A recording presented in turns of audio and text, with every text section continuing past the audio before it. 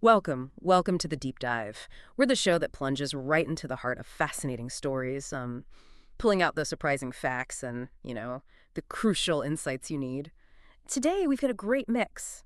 Sports, strategy, and a really personal story. We're looking at a unique moment in basketball history. Yeah, our topic for this deep dive, it's a big one. Chris Paul. He's returning to the Los Angeles Clippers. And this is widely believed to be it, his final NBA season. So our mission really is to unpack the sources you sent us. We want to understand this deal, his role, which is frankly surprising, and the deeper reasons, personal and strategic, and what it all means, for him, this legendary player, and for the Clippers, who are definitely a contending team. Right. And what's so interesting here for you listening is that this isn't just another sports headline, not at all. It's really this blend, this confluence of professional moves and, well, personal ambition. It's about legacy, family ties, which are huge here, and that last big push, that determined drive for a dream he hasn't quite reached yet. Okay, yeah, that sets the stage perfectly. So let's get practical. Zoom in a bit. What did our sources actually say about the deal, the contract itself? Because like you said, for a player like Chris Paul, that first detail, the money, it really jumped out. You're absolutely right to start there. Digging into the material, it confirms, yeah, a one-year deal. It's the veteran's minimum, valued at about $3.6 million, finalized July 21st, 2025. Veterans minimum. Wow. Yes. And for anyone maybe not familiar, that's basically the lowest salary allowed for a player with his level of experience. It often signals, that a player is choosing a shot at a title over a bigger payday. Right. So, okay, clearly not about the money this time around. So what's the immediate purpose then? Why sign him? And why back to the Clippers specifically? Well, the team line, the stated purpose is pretty clear. Fortify the backcourt, that's under Coach Ty Lue. But there's this nostalgia factor too, right? It really captures the imagination. He's returning to the place where he had his prime. Lob City. Exactly. That whole electrifying Lob City era. Yeah. Just, highlight reels every night. So it's a return to major success. But the human element, our sources point to, is maybe just as strong. Family. His family ties in L.A. were a major factor, reportedly. He wanted to be close by after that season down in San Antonio. So, yeah, it's not just business. It feels deeply personal, too. It really is almost poetic, isn't it? Like you said, nostalgia, coming home. But here's the bit that, honestly, when I saw it in the sources, it made me do a double take.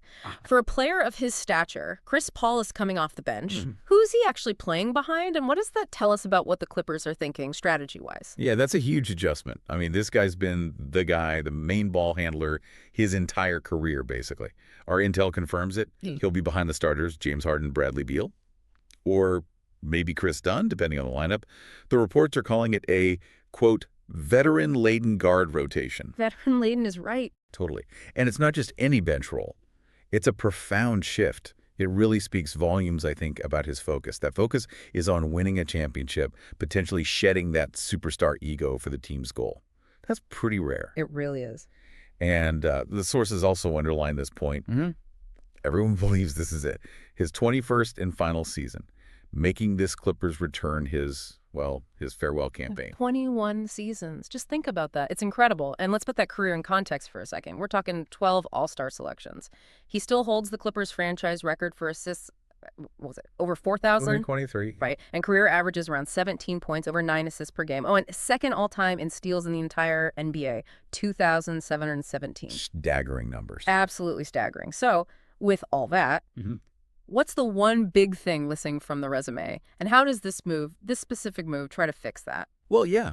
Even though his absolute prime might be, a few years back, the reports are clear. Yeah. He still brings elite playmaking. Yeah. He still brings leadership and that hunger, that championship drive to a team that is genuinely in the mix, a contender. Yeah. And what's missing, like you said, the glaring omission, it's that NBA championship ring. He doesn't have one. So this move, it connects straight to that. His primary goal after 21 years, this is the final push, the last shot at that ring, and he's doing it back home in L.A. It really makes you, the listener, think, doesn't it?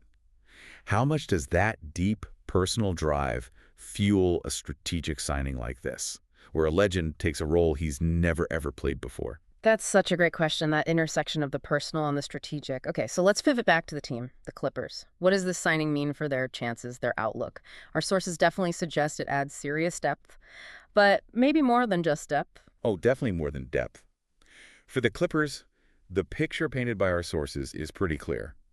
They are deliberately stacking the deck with experience, playoff know-how. This isn't just adding a piece. It feels like a bold, maybe even an all-in gamble. They're betting on vets over youth, Ah, okay. signaling they think their championship window isn't closing, it's wide open right now, even if it costs them flexibility down the road. So short-term focus. Exactly. High stakes, high reward. Not every team would do this. And remember, they also brought in other key guys this offseason. Bradley Beal, John Collins, Brook Lopez too. It shows a real commitment across the board to getting stronger, getting more experience. Well, those were big moves, too. Yeah. So the overall takeaway from the info we looked at really frames it nicely. CP3's return, this one-year deal, it's this blend. It's nostalgia, yes, but it's also strategic veteran depth, and it's absolutely a personal farewell tour. And the goal for everyone involved seems to be bringing that final missing piece, that ring, to both the franchise and the player. They've been linked for so long. What a story arc we've traced today. You've got the strategy, the depth piece, you've got that powerful nostalgia coming home, and then underneath it all, this very personal chase for the one thing he hasn't won.